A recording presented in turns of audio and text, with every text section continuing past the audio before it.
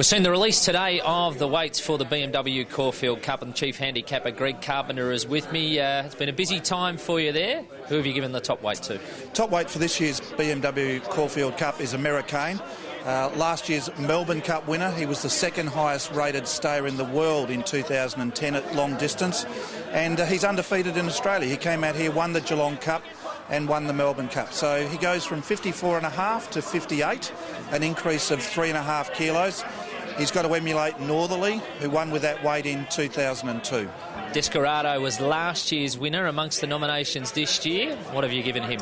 Well, only Rising Fast and Poseidon have won back-to-back Caulfield Cups. He won it last year with 52.5. He goes to 56. That's 3.5 kilos.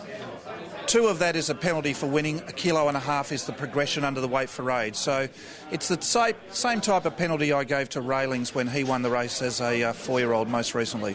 Current favourite is Lights of Heaven. What's she got? She's got 51.5.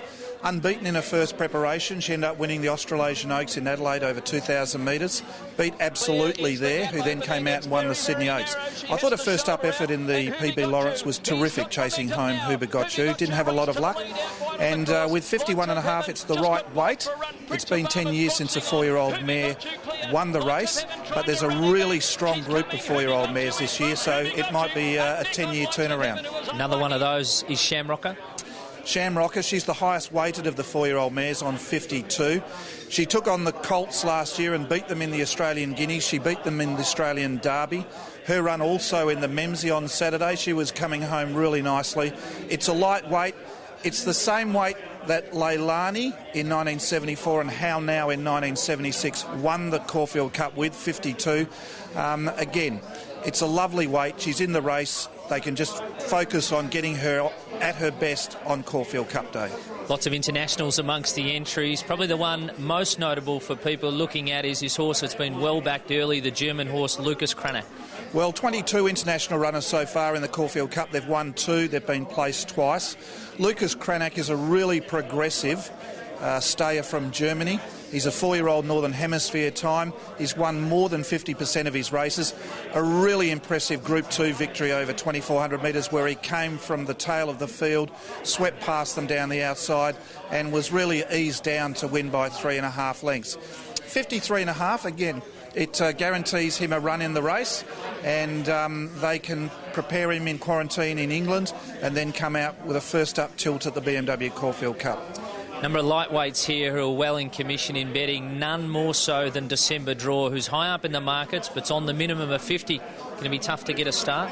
Well, it's a challenge, but it has been done before in recent years. Master O'Reilly was on the minimum weight, had no chance of getting into the field, and a fellow Flemington trainer, Mark Kavanagh, one of his great mates at Flemington is Danny O'Brien. Danny won the Herbert Power and got Master O'Reilly into the Caulfield Cup, and he won the big race.